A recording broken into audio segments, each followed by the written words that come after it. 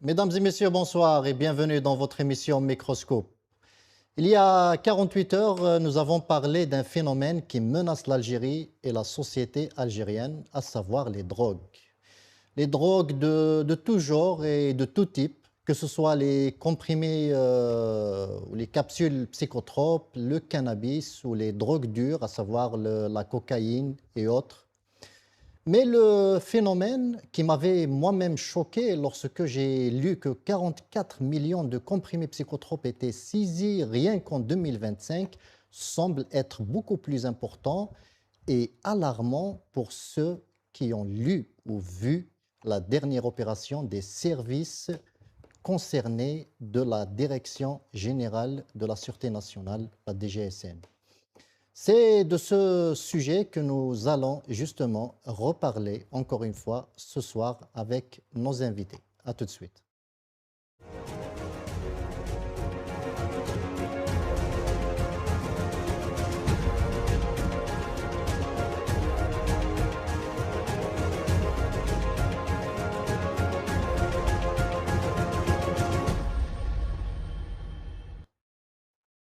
Pour en parler ce soir avec moi ici sur le plateau, le chercheur en sciences sociales, Monsieur Djemel Gsoum. Djemel, bonsoir. Merci d'avoir accepté notre invitation. Bonsoir, merci à vous pour cette invitation sur un sujet aussi Brûlant. prégnant et sensible que celui de la toxicomanie et de tout ce qui concerne les drogues. Mais c'est un sujet important. Merci Djemel Gsoum. Nous allons être rejoints par le militant politique Moussa Haddadi. Est-ce qu'il est là ou pas encore? Il n'est pas encore là. Je commence donc par vous, Djemel Gsoum. Il y a une opération d'une grande envergure des services concernés. Elle est d'une ampleur inédite en fait. Et c'est que le service central de lutte contre le trafic illicite de stupéfiants et de substances psychotropes a saisi 10 millions de capsules de prégabaline. Je rappelle que la prégabaline, c'est un anti-épileptique, c'est Oui, ça? exactement. Et ainsi que plus de 33 kilos de cocaïne. Ça semble être sérieux. Oui, c'est très sérieux. Si on prend les chiffres de 10 millions de comprimés, c'est pratiquement 25% de tout ce qui a été saisi en 2025, en une seule prise, en une seule fois. Et donc ça dénote en même temps, ça inquiète sur toutes les quantités qui sont passées, parce qu'évidemment, on ne peut parler que des quantités saisies. Mais à côté de cela, Il y a aussi des quantités qui échappent bien au sûr, service. le chiffre est toujours bien plus important que celui qui est saisi. Et de ce point de vue, ça c'est vu partout dans le monde, c'est que quand on saisit 10 kilos de cocaïne, ça veut dire qu'il y en a 80 ou 90 qui sont passés, voyez-vous. Et donc 10 millions de comprimés correspond à 25% de ce qui a été saisi durant toute l'année 2025. Et cela est particulièrement inquiétant. Et à partir de là, la question qui sera posée, je pense, durant l'émission, c'est quelle réponse apporter à ce qui semble être pas seulement un fléau, mais je pense que c'est vraiment unique au monde, je le dis bien au monde, cette saisie. Il y a eu des tonnes de cocaïne qui ont été saisies partout dans le monde. Ça n'est pas quelque chose qui n'a lien qu'avec l'Algérie. Mais dans de telles proportions et de manière régulière, oui, c'est particulièrement inquiétant. Donc, il y a des réponses à apporter à cela. Et évidemment que je me permettrai durant cette émission que de faire des propositions. Le constat, il est clair, il est absolument catastrophique. Tout à fait. Et donc, à évaluer qui gère le trafic anti-stupéfiants en Algérie, de quelle manière, comment les services peuvent être réorganisés, quels sont les arsenals pénaux, donc tout ce qui est du code pénal. Je vais aussi en parler et je parlerai de tout ce qui est, et je reviens là-dessus, sur l'accompagnement des toxicomanes, car en bout de chaîne, c'est cela. Donc, ce sont tous ces aspects, c'est un triptyque en 3 points que je vais tenter de développer et qui est en forme de proposition. Il y a un constat, maintenant il faut venir au fait. Et l'enjeu financier aussi, il est de 1000 Milliards. milliards de centimes rien que dans cette opération. Tout à fait. 1000 milliards. Il y a évidemment une connotation évidemment financière, ça c'est évident, mais il faut aussi regarder la connotation politique, aussi bien à l'intérieur de l'Algérie que de l'extérieur de l'Algérie, et qui est en train de jouer à un jeu très dangereux, car moi je le pense très sérieusement. Toutes ces actions qui sont menées depuis quelques années, 4, 5, 6 ans en particulier, ça ne vient pas de nulle part. Ça ne doit pas dédouaner l'État algérien de ses obligations. Il a des obligations. Est-ce qu'il est au point? On peut aussi avoir un débat critique sur cette question. Mais en même temps, il faut voir aussi le côté politique qui est en train de s'amuser. Le terme, évidemment, est déplacé, s'amuser, mais qui est en train de jouer avec la jeunesse algérienne. Nous avons quelques idées, évidemment, que je ne porterai pas d'accusations sans preuve, mais nous avons quand même, nous, le nous, c'est algérien, nous avons quand même une idée d'où ça peut venir. Et donc, il faut qu'il y ait une réponse triptyque en 3 fois. Une simple réponse sécuritaire ne suffira pas à endiguer la question des stupéfiants qui est en train de grandir. Et comme je le disais lors de la dernière émission, que des produits tels que le fentanyl, ce qu'on appelle la drogue des zombies, n'arrivent pas en Algérie. Parce que si ça arrive, ce sera visible, ce sera rendu visible de toute la population algérienne. Vous consommez des comprimés, vous consommez n'importe quel stupéfiant, mais ce type de produit, ce sera visible dans la rue. Et je vous laisse imaginer quel sera le débat public qui sera posé à ce moment-là. Il ne sera pas celui d'aujourd'hui, croyez-moi. Très bien, mais qu'est-ce qui laisse la jeunesse algérienne justement se réfugier aujourd'hui dans les drogues? Écoutez, La comme dans, misère, oui, le comme mal dans, vivre, bien sûr, mais comme dans tous les pays du monde, là, pour le coup, on ne fait pas abstraction de l'ensemble des pays non développés. Je dis bien non développés. Dans les pays développés, il y a des raisons autres. Le résultat est le même, mais les motivations sont différentes. Bien évidemment que il manque évidemment, je dirais entre parenthèses, le bon vivre.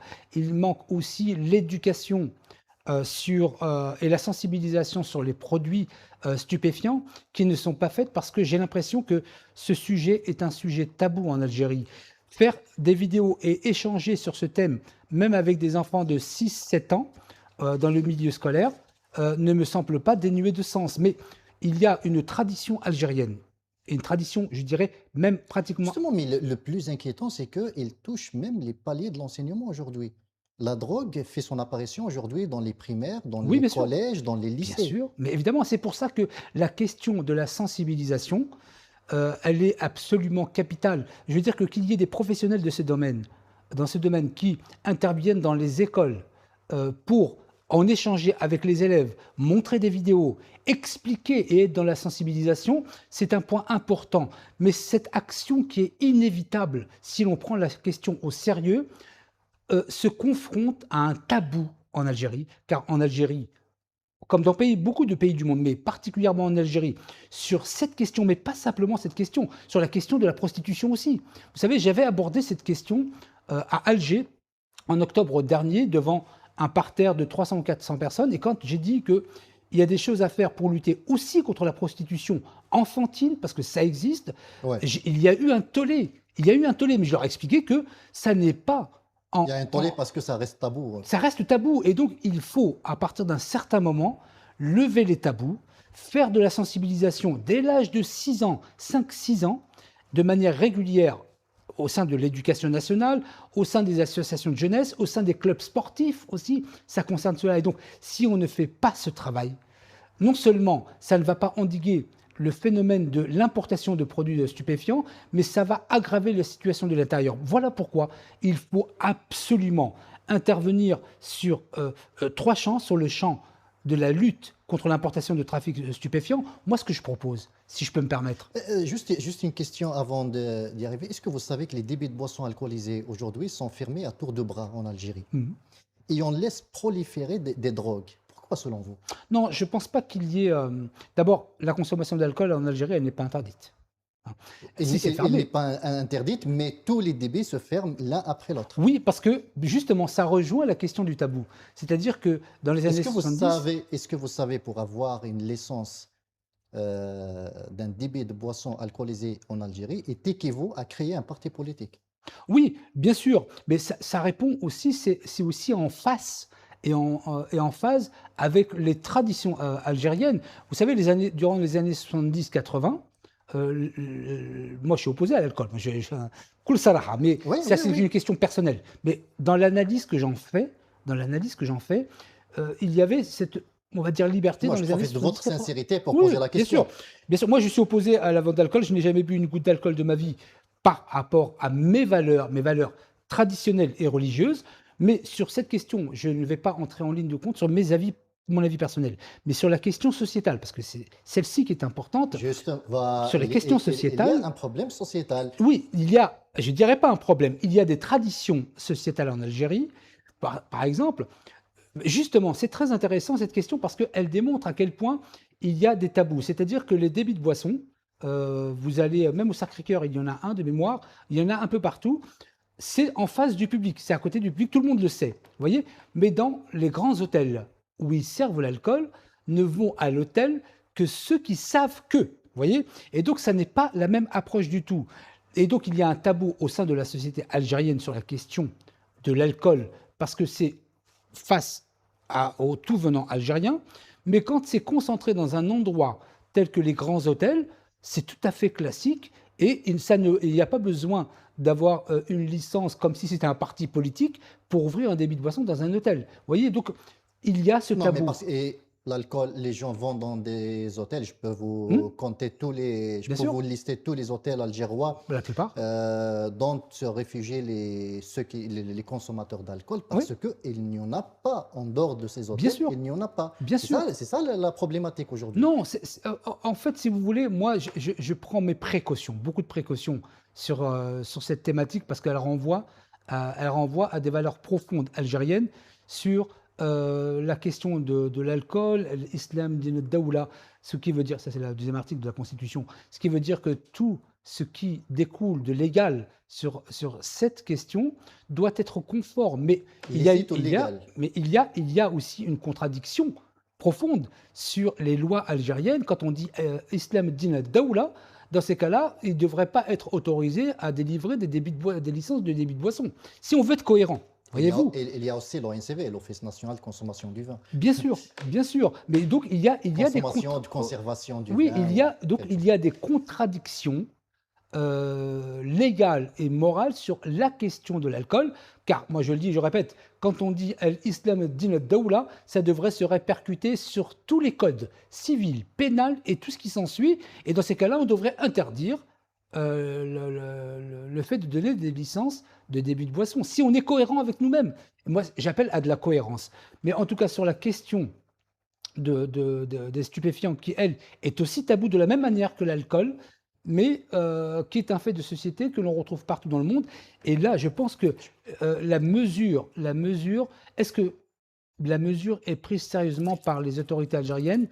Je ne le sais pas. En tout cas, moi, j'ai des propositions à faire parce que, vous savez, à partir d'un certain moment, sur la question particulièrement de la toxicomanie et d'autres, hein, notamment de la protection de l'enfance, à partir d'un moment où on fait un constat, et le constat il est clair, hein, sur la question des stupéfiants, sur la question de l'enfance et de la jeunesse, qui vont vers justement la consommation de produits, euh, il faut faire des propositions. Vous voyez. Et moi, avec l'expérience que j'ai, Mais avant de faire les propositions, elle est où la responsabilité de l'État? Vous avez parlé de la elle est pleine et responsabilité de entière. l'État. Ben, elle est pleine et entière. C'est une mission régalienne. La question de la santé publique, vous voyez, c'est un peu ce qu'on appelle les missions régaliennes. Ce sont des missions qui sont dévolues en valeur et en morale et en loi à l'État. Ce n'est pas quelque chose qui est décentralisé. Donc Vous voyez. jusque-là, l'État a failli à sa mission. Ah, sur la question de la toxicomanie, oui. Sur la question de la protection de l'enfance, oui. Affirmatif. Ça, je mets mes quatre mains au feu pour dire que l'État a failli dans ses missions. Et j'espère qu'elle va lever ce tabou, parce que ça ne sert à rien de mettre ce qu'on appelle la poussière sous le tapis. Vous voyez, on ne voit pas la poussière, mais à partir d'un certain moment, les choses se voient. Aujourd'hui, ça commence à se voir. Et euh, donc oui, l'État a failli dans ses missions. Il n'est pas trop tard pour faire les choses. Et il semble qu'elle est dépassée. Oui, mais je Lorsqu'on comprends. voit les cris d'alerte, tous ces communiqués, toutes ces déclarations de responsables, on Mhm. voit à peu près que nos institutions sont un petit peu dépassées. Mais c'est normal qu'il soit dépassé, puisqu'on est dépassé par une voiture que si on ne va pas à sa même vitesse. Et donc, de ce point de vue, les autorités algériennes sont forcément dépassées, puisqu'elles roulaient à tatillon, et la toxicomanie les a dépassées en vitesse. La question de la protection de l'enfance et l'absence de système éducatif les a dépassés. Le système, la question des violences en milieu scolaire, qui entraîne aussi la toxicomanie dans les milieux scolaires. Vous voyez que, je vais terminer par là. J'aimerais dire que pourquoi j'attache une importance capitale à la protection de l'enfance? Parce que la protection de l'enfance, c'est un arbre à partir duquel il y a des branches qui arrivent, qui se multiplient, et on trouve dans tout cela des phénomènes sociaux. Vous allez trouver la délinquance, la toxicomanie, la maltraitance à enfance, et vous allez trouver la prostitution, vous allez trouver tout cela. Et donc, Former un enfant, éduquer un enfant, c'est un homme former, d'avenir. former un enfant à devenir un adulte responsable. De ce point de vue, l'Algérie, elle est complètement dépassée. Je vais vous donner un exemple de complexe qu'ont les autorités algériennes. Ils sont complexés. Il y a, en 2017-2018, j'ai appris de manière fortuite qu'il y avait une association française qui s'appelle SOS Village d'enfants. Oui, Je renvoie à tous les téléspectateurs et elle est téléspectatrices installée à Alger. qui était installé à Alger, qui est parti. Et ils ont installé donc cette association française avec le complexe que les choses ne pouvaient pas être faites par des locaux. Et donc, on n'a pas formé nos propres locaux sur l'éducation spécialisée, les médiateurs C'est-à-dire nos sociaux, concitoyens. bien sûr. Et donc, C'est aujourd'hui, juste pour préciser oui, bien sûr, l'expression de locaux. locaux, oui, bien sûr. Former notre peuple n'est pas un peuple d'ignare, hein, donc ils sont très très intelligents. Et si on on leur apporte la matière, ils sont capables de le faire. Tout à Mais fait. par complexe d'infériorité, je dis bien complexe d'infériorité, ils ont pu penser à un moment donné, ça c'est étudiant de Bouteflika, ils ont pu penser à un moment donné que amener quelqu'un de l'extérieur, c'était la lumière. Voyez-vous? Alors que même à l'extérieur, il y a des gens qui sont algériens, j'en fais partie, et je suis très loin d'être le seul. La plupart des vrais professionnels en France sur la question éducative sont en très grande partie africains, noirs et arabes et en grande partie algériens. Donc on n'a pas besoin d'avoir ce complexe d'infériorité. Mais la responsabilité, si elle ne prend pas conscience aujourd'hui, je n'ose pas imaginer ce qui va se passer dans 10-15 ans. Merci, Jamel Gsoum. Il semble que ce soit réglé le problème avec Moussa Haddadi. Monsieur Haddadi, bonsoir. Allô?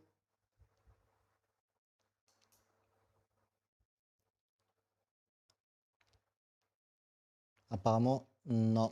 C'est toujours un problème.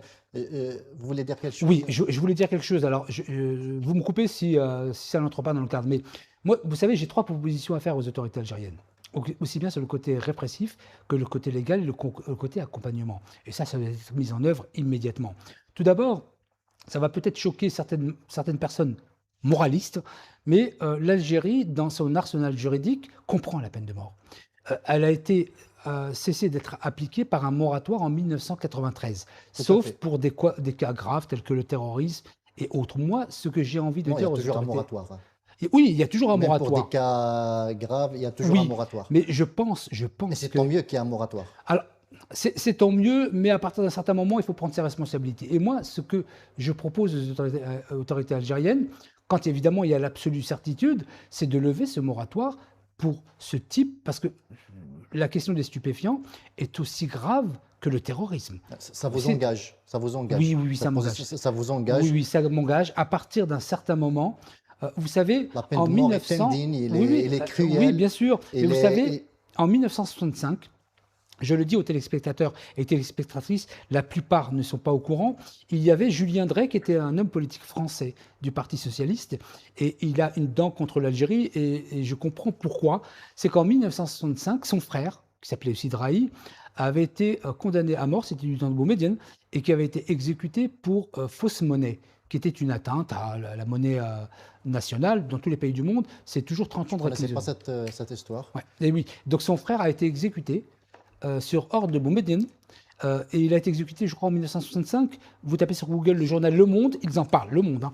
Et parce que c'était une atteinte à la sécurité nationale que la monnaie et tous les pays du monde pratiquent, pas la peine de mort, mais ils pratiquent des peines de réclusion criminelle à perpétuité. Mais à partir du moment où de manière consciente et de manière politique, on est en train de saccager notre jeunesse, je ne vois pas pourquoi on ne ferait pas la même chose que pour la monnaie et que sur des cas avérés, qu'il n'y ait Que ce pas soit une loi d'exception. Du terrorisme ou C'est du pareil. banditisme, Hmm. il faut renforcer les moyens de la justice. Non, mais justement. Il y a la justice. La peine de mort, Hmm. c'est une peine prononcée par des êtres humains comme vous, comme Oui, moi, bien sûr. et qu'on n'est pas parfait et qu'on peut commettre des erreurs. Les erreurs Non. judiciaires existent dans le monde Ah, les erreurs, entier. justement, vous avez raison. La peine capitale Vous avez raison. est horrible, Oui. elle est inhumaine. Vous avez raison. elle Vous est avez cruelle. raison. Mais quand on attrape des gens, oui, quand on attrape des gens avec un camion-citerne, avec 10 millions de comprimés, il n'y a pas d'erreur possible humaine. Donc, sur ces questions-là, sur ces personnes-là, c'est mon avis. Il y aura toujours C'est mon avis, je termine. Donc, erreurs. moi, je suis pour Les une loi pays qui d'exception. sont en train d'avancer et d'abolir cette peine honteuse dans le monde Oui. sont à saluer. Ce qui est Et honteux, c'est de saccager notre jeunesse. Saccager notre jeunesse. Saccager Il y a notre une jeunesse. Ça, justice. Il faut les condamner démocratiquement Non, c'est pas une- devant une justice. Vous savez, les indépendante États-Unis, de je ne toute suis forme pas de pour. pression. Moi, je ne suis pas pour la peine de mort, mais quand on saccage notre jeunesse, non. La deuxième proposition que je ferais, juste, c'est de mettre les mêmes moyens que la lutte contre le trafic de stupéfiants, mettre les mêmes moyens que la lutte contre le terrorisme, c'est-à-dire avoir la même structure et la même organisation. Il y a ce qu'on appelle des pouvoirs de police, mais les pouvoirs de police, c'est la police, la gendarmerie, En etc. tout cas, aujourd'hui, même les militants, ils sont jugés avec les mêmes instruments qu'on juge les terroristes. Oui, mais ça, c'est un autre débat. Moi, je reste sur ce débat-là. C'est le 87 Je reste, bis oui, mais je reste. du code pénal. Hein. Oui, non, mais je C'est-à-dire, reste sur le débat. L'arsenal juridique ne souffre pas de Je faiblesse suis en opposé, Algérie. je suis opposé à la mise en détention de personnes qui disent ce C'est qu'ils un pensent, des plus qui disent, coercitifs. mais je sépare les choses. Je suis opposé à la mise en détention sur l'article du 87 bis pour des gens qui disent leur avis, aussi opposé soit-il à la morale. Ça, je n'ai pas de problème à le dire. Je suis opposé à cela. On ne fait pas une publication Facebook et on se retrouve en prison accusé de terrorisme. Ça, c'est inacceptable. Mais quand on attrape des gens avec 1000 milliards, on attrape des gens avec des millions de comprimés qui vont saccager notre jeunesse, c'est une autre affaire. Et la troisième chose, c'est la mise en place d'un plan national de la protection de l'enfance. Est-ce qu'on fera de même à tous ceux qui ont contribué à la faillite de ce pays, à tous ceux qui ont fait que notre jeunesse se réfugie aujourd'hui dans Qu'est-ce que vous voulez dire par la même chose? Dans les drogues, Oui. ce que vous demandez aux trafiquants de drogue. Qu'est-ce que vous voulez dire par la même chose? C'est-à-dire les mêmes peines, les mêmes, À qui? à tous ceux qui ont fait de cette jeunesse qu'ils se réfugient aujourd'hui dans, D'accord. Vous les déterminez dans la comment? drogue. Moi, quand j'attrape quelqu'un avec 10 millions de comprimés, je sais qui c'est et je sais ce qu'il a fait. Quand vous posez votre question aux personnes, c'est trop vague. Qu'elles sont déterminées de manière objective et de manière vérifiée qui sont ces personnes. Et s'il y a des gens, je le dis de la manière plus claire, parce que vous aviez posé la question la dernière fois, est-ce que c'est possible qu'il y ait des gens haut placés en Algérie qui font de ce trafic un business? Je dis que c'est possible. Et à ces personnes-là, on doit appliquer la même chose. C'est ça votre question? Voilà ma réponse. C'est ça ma question, mais il y a toujours des nuances. C'est pour vous dire que c'est vous qui dites les nuances maintenant. La peine de mort n'est pas la solution pour n'importe lequel oui, mais quand il n'y a pas de doute, je dis bien quand il n'y a pas de doute, parce que on ne peut pas condamner à mort quelqu'un sur lequel il y a 0,01%. Mais quand on attrape une personne avec 10 millions de comprimés, il n'y a pas de doute à avoir. Il ne faut pas que ce soit aussi une polémique entre moi et vous. Oui, je pense qu'on vient d'être rejoint par Moussa Haddadi. Moussa Haddadi, bonsoir. Bonsoir, monsieur Had. Tu m'entends? Là, je vous entends, oui. Alors, Tu m'entends? alors votre commentaire sur cette situation, ces chiffres qui donnent le vertige des drogues et des psychotropes dans notre pays.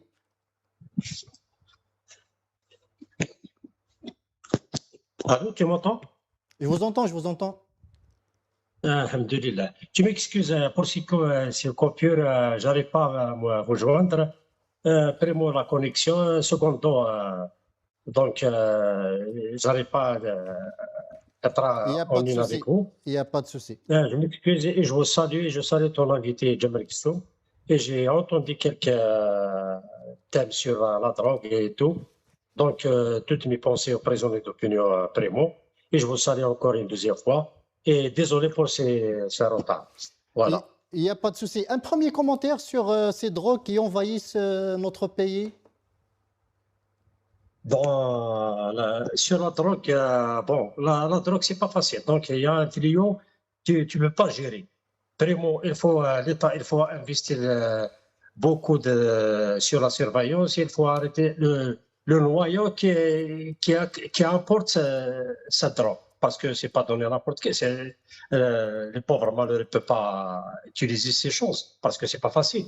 Il y a derrière tout, il y a quelqu'un qui gère tout ça. Donc, sur le fléau de la drogue, c'est une gagne facile. Il y a des gens qui gagnent l'argent facilement, mais ils ne regardent pas, ils n'ont pas une conscience envers le peuple et la jeunesse. Donc, c'est ça qui nous touche vraiment. Il y a beaucoup qui sont dans la dérive, il y a certains gens qui se suicident, il y a certains gens qui sont euh, déprimés, je ne sais pas, désorientés.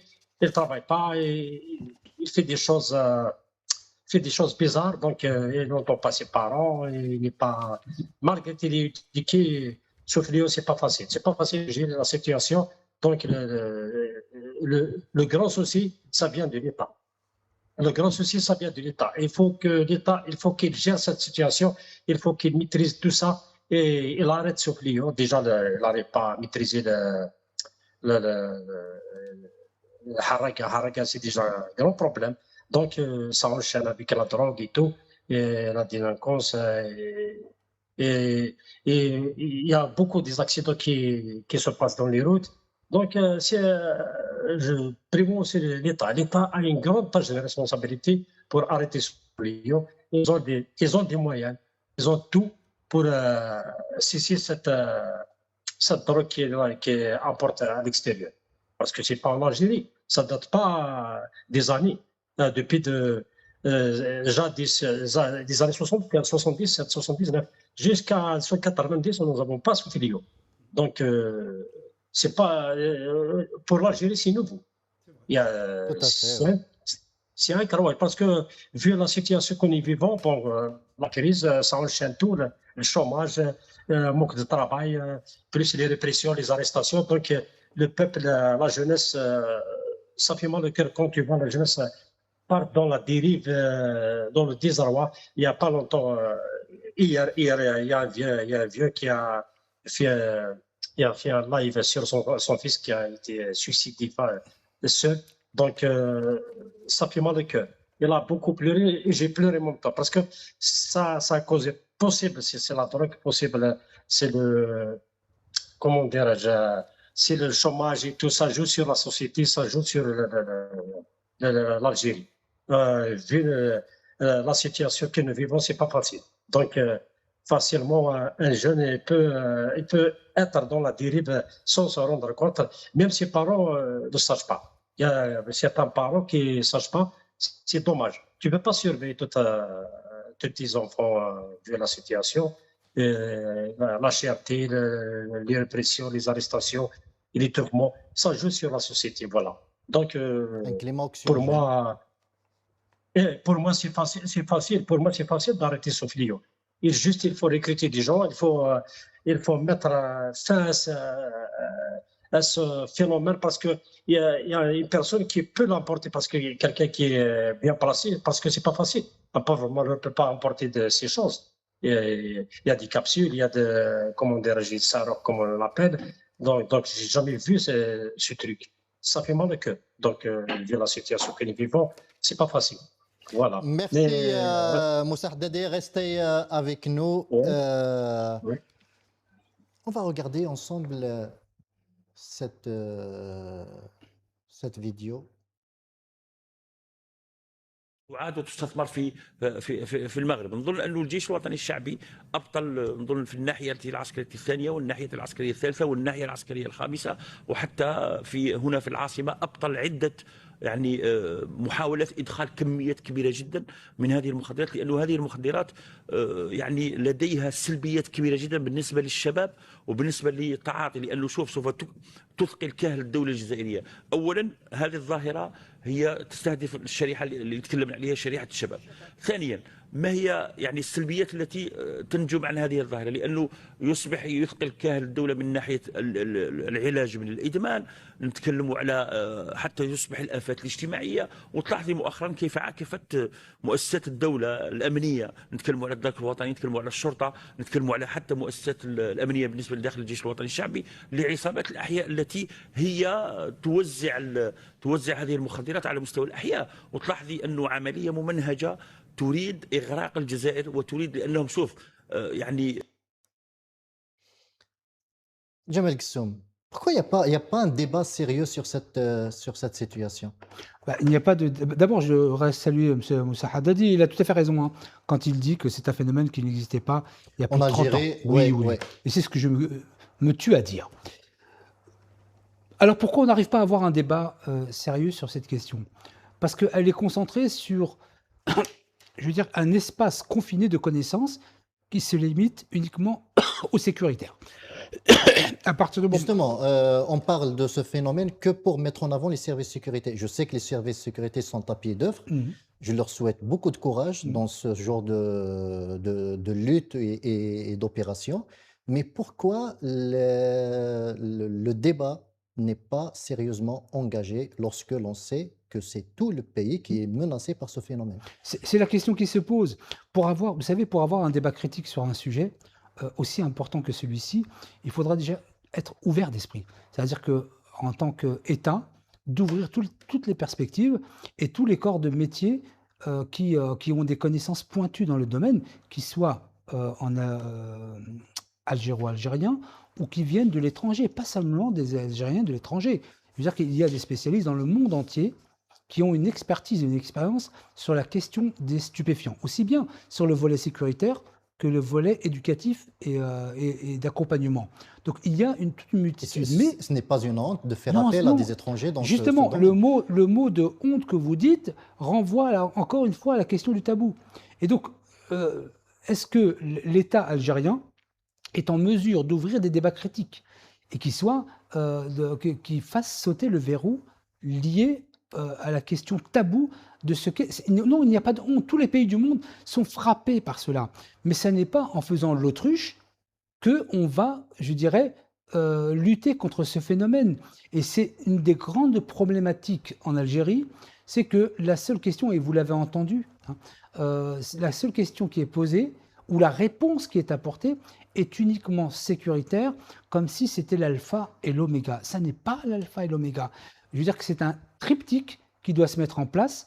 C'est quoi ce triptyque? Alors, ce triptyque, c'est la question judiciaire, je n'ai parlé tout à l'heure, la question des jugements, la question de ce qui semble choquer, mais j'assume mes propos, et la question sécuritaire. Et ce que je dis, moi, c'est que...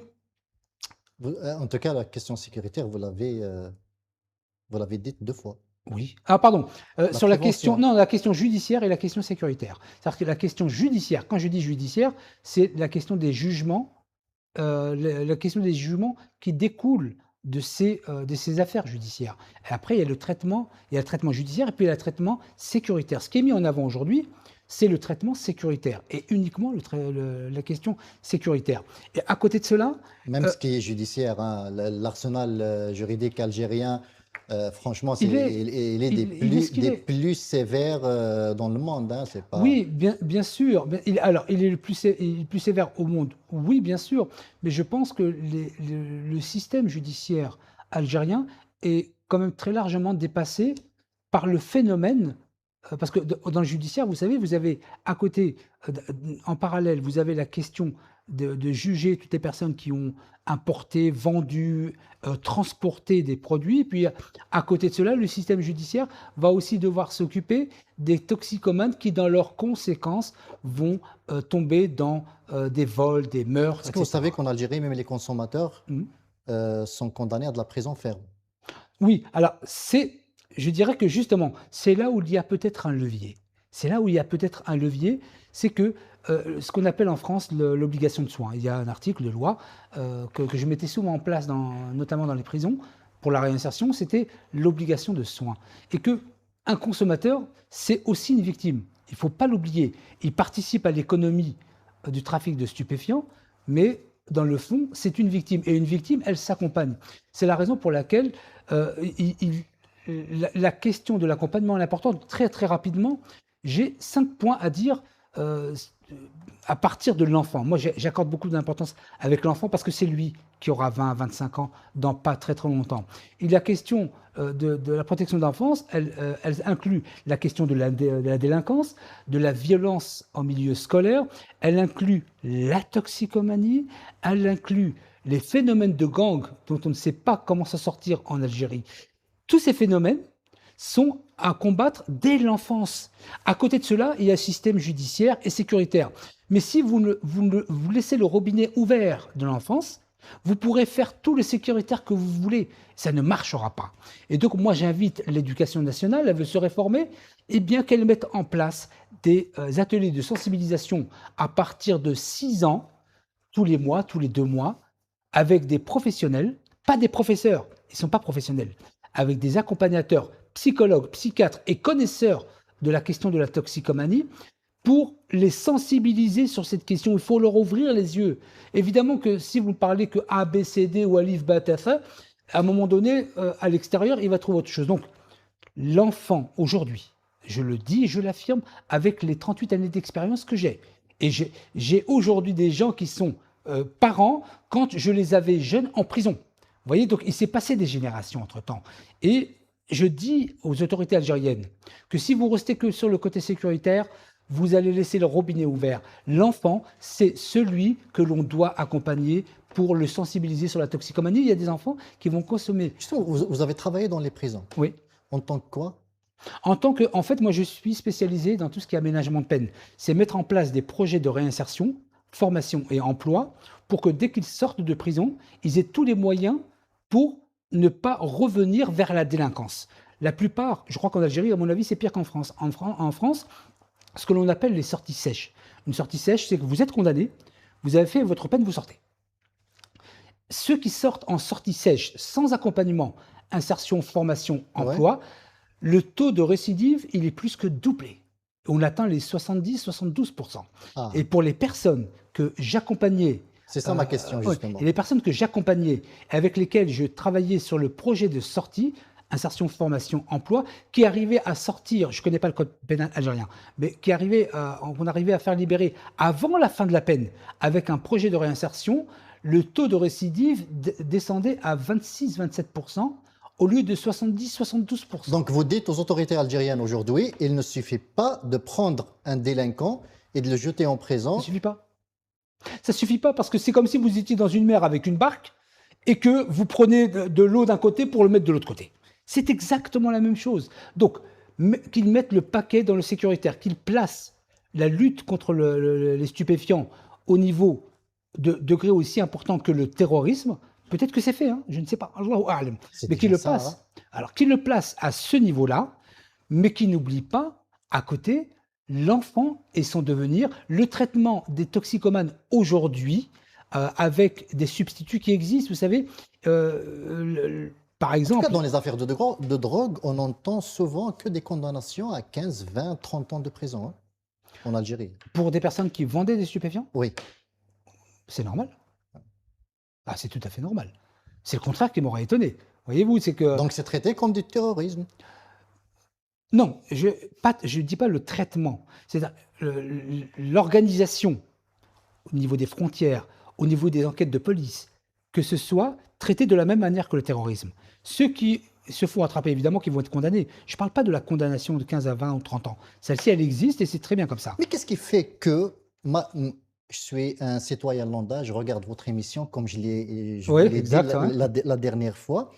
Comment tous ces trafiquants de drogue arrivent à échapper à la vigilance des services de sécurité? Pourtant, on a des services de sécurité reconnus dans le monde entier pour leur lutte Le contre le terrorisme, terrorisme. oui, exact.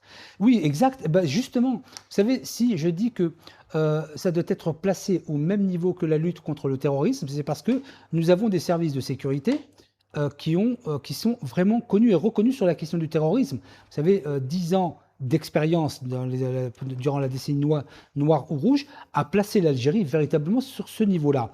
Mais D'accord? sur la question des stupéfiants, il faut qu'elle soit abordée de la même manière que le terrorisme. Mais n'oubliez pas qu'il y a 6000 kilomètres de frontières tout autour de l'Algérie. Ça commence par le Maroc avec le cannabis, ça continue vers le Mali et le Niger avec les psychotropes, ça continue vers la Libye avec les psychotropes. J'ai appris hier, on continue donc vers la Tunisie, où il y a aussi une usine de psychotropes, visiblement.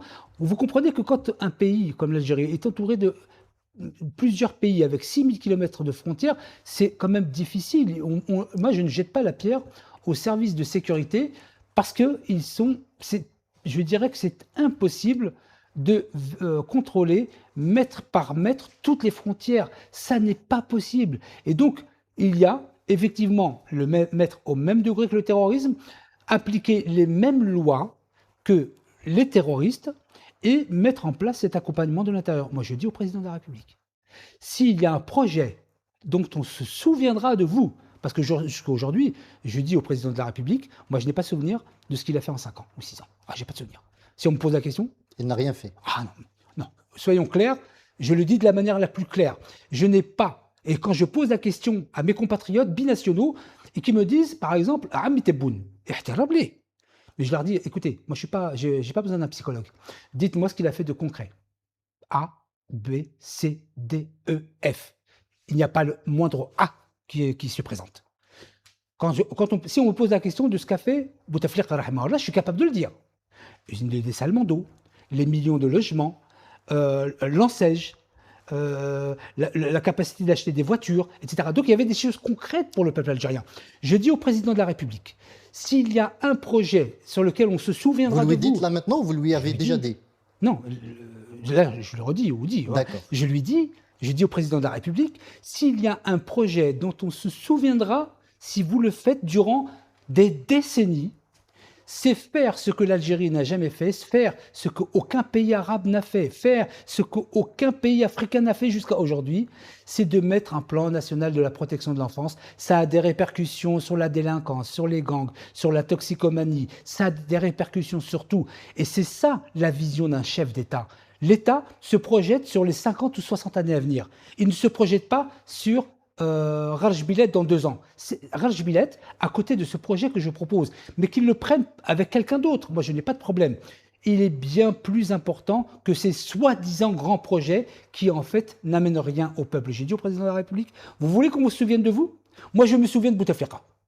Je ne me souviens pas de vous, monsieur le président. Le projet Rajbilet ne ramène rien à la population? Il est moins important? Moins important. Ah oui, mais évidemment. Vous savez, il y a une phrase qu'on... Et le dernier qui en a parlé, il est en prison. Oui, bien sûr, bien sûr. Non, lui, ce qu'il avait dit, M. Slama, il avait dit qu'il n'était pas rentable.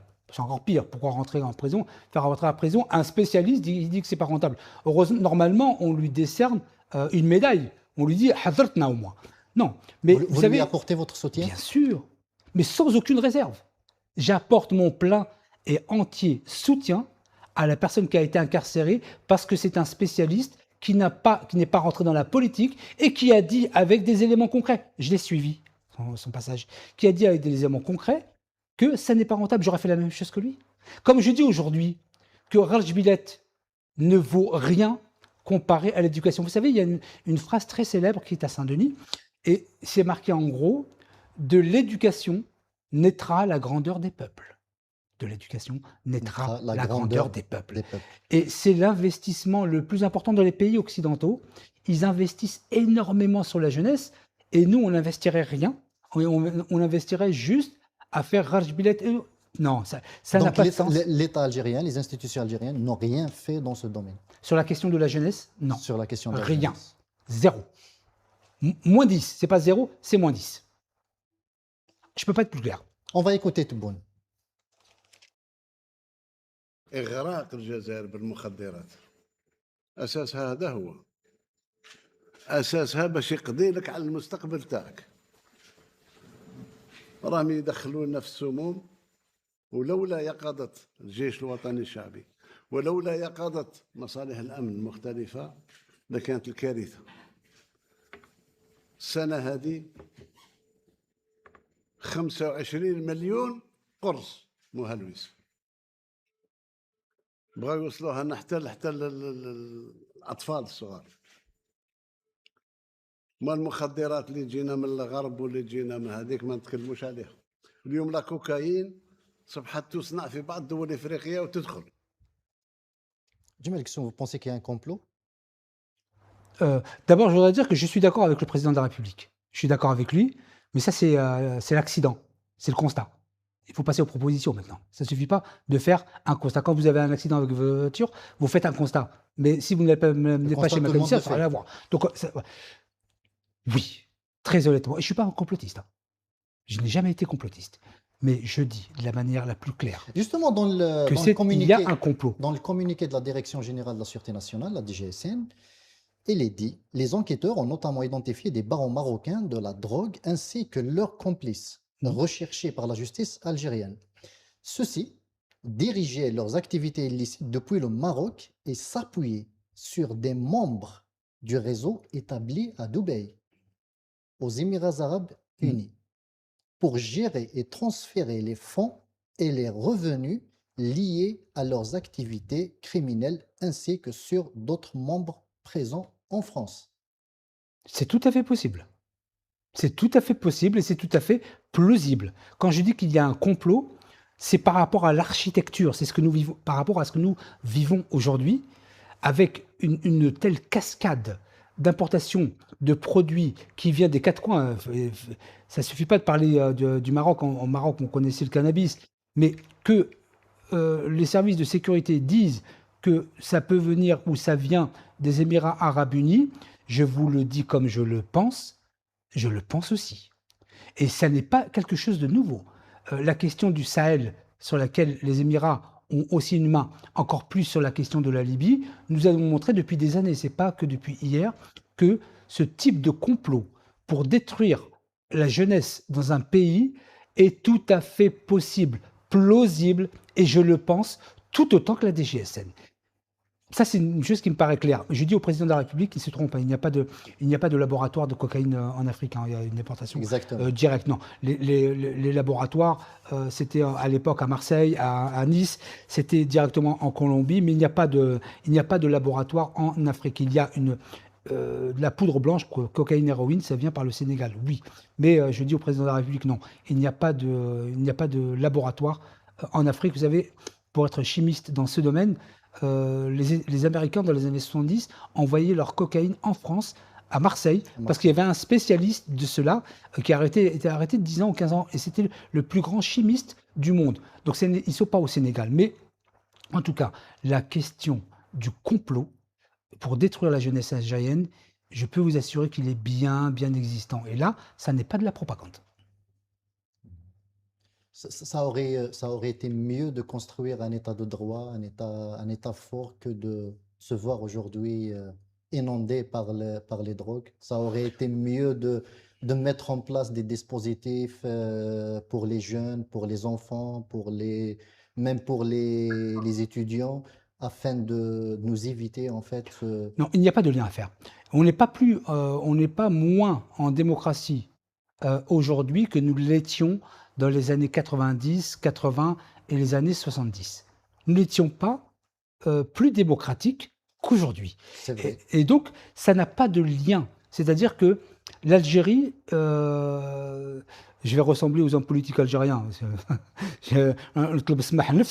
c'est que on n'arrêtait pas de dire El Jazel Moustahdafa. Vous savez, pendant des années, on criait au loup. Et quand le loup est arrivé, personne n'y a cru. Et c'est ça le problème de dire que Moustahdafa. Mais l'Algérie est le seul pays au monde, oui, qui maintient une position claire par rapport à l'entité sioniste. C'est le seul pays en Afrique et dans le monde arabe à ne pas se plier à toutes les demandes faites par les pays européens, américains et autres. Et donc, sa place stratégique fait qu'à un moment, on veut la faire tomber. Tous les pays suscitent l'appétit des puissances impérialistes. Plus encore l'Algérie. Plus encore l'Algérie. Mais pourquoi en faire une doctrine politique et géopolitique? Dans tous les discours politiques, oui. le Jazair Moustahdafa. Oui. Alors, si vous voulez, c'est une doctrine politique qui sert les intérêts de ceux qui sont au pouvoir. Ça, je ne vais pas leur en vouloir, c'est partout dans le monde pareil. Ce qui était faux il y a de cela 20-30 ans à peu près est devenu vrai aujourd'hui. Merci Djemal Ghessoum. Moussa Haddadi, vous êtes là? Oui. Je vous laisse le mot de la fin. Merci, c'est gentil de ta part, Adel. Bon, reste à souffler de la drogue. Normalement, c'est bon. Depuis le déclenchement de la révolution pacifique en 2019 à ce jour, le peuple, les jeunes, la jeunesse, les Algériens ont montré à l'image de l'Algérie que la jeunesse algérienne est cultivée et bien éduquée. Reste à ce client de la drogue. Bon, il faut voir le sommet d'où il vient, qui l'importe et qui la distribue. Donc c'est facile, ils ont tous les atouts, ils ont de l'argent, il y a de la rente pétrolière, il y a du gaz, il peut recruter des gens, il peut recruter de la jeunesse pour surveiller. Donc l'Algérie, c'est un continent et c'est pas facile de gérer la situation vu le haraga et tout le chômage qui enchaîne la jeunesse, les répressions, les arrestations. Il faut libérer la jeunesse, il faut libérer les prisonniers d'opinion. Il ne faut pas emprisonner tes propres jeunes, parce que les jeunes, quand ils voient comme ça, ils seront déprimés et il n'a pas d'optimisme. Donc nous, en tant que militants résistants, on a l'optimisme. Vive l'Algérie, vive la liberté, vive la démocratie et pas la dictature. Merci Moussa Haddadi. Merci. Merci Moussa Haddadi, merci Djemal Ghessoum. Merci à vous, chères téléspectatrices, chers téléspectateurs. Merci de nous avoir suivis. Nous arrivons à la fin de cette émission. Je vous donne rendez-vous lundi à la même heure. Merci encore pour votre fidélité.